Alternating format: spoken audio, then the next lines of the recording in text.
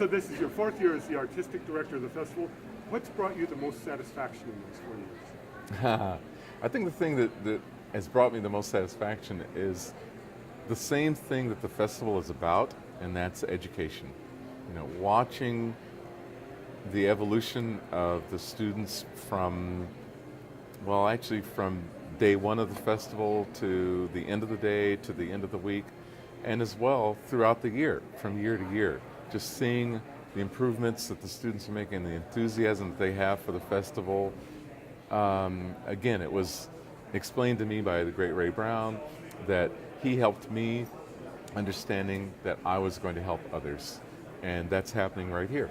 And I actually witnessed that. So that's the most fulfilling part for me. This year, Friday night's concert is gospel and blues night. Tell us what the connection is between jazz and gospel and the blues.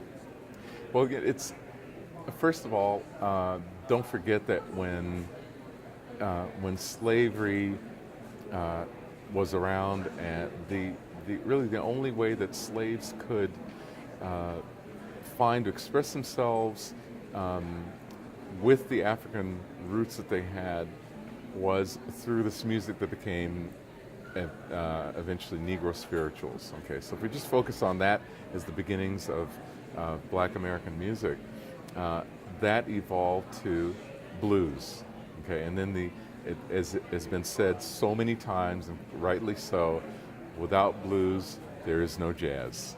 And so you can really think of jazz as sitting on the pillars of gospel music, or as it was termed then, Negro spirituals, and blues.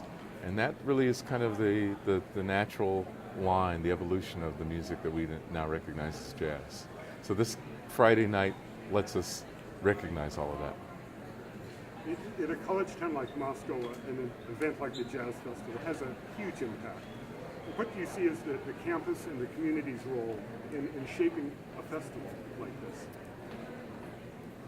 I think that the campuses, well, maybe I should think of it in terms of, I think it's the festival's role to involve the campus and the festival's role to involve the community.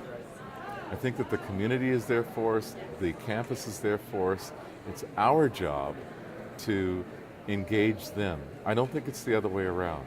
I don't think that the community should be responsible for somehow connecting themselves to us. I think that we have to see to it that they connect themselves to us. I want to know, how many bases do you own?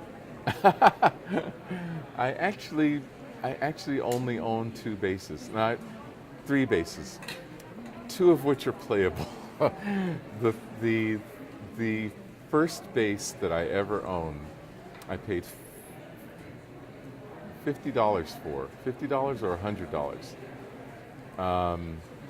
And I was about, I don't know, 17 years old or something like that, maybe 16 years old. And I didn't know it at the time, but I bought it from a junkie, from a drug addict who needed to get a fix. And he was a bass player, and I needed, that bass, that plywood bass, was sitting in my mom's garage forever, and I finally took it back, and it's not playable. The front is caved in, and the neck is broken off, the scroll is broken, So I actually only have 2 basses that I play. One is the one that I've played since 1975, and the other is one that I recently acquired that Ray Brown used to own and play.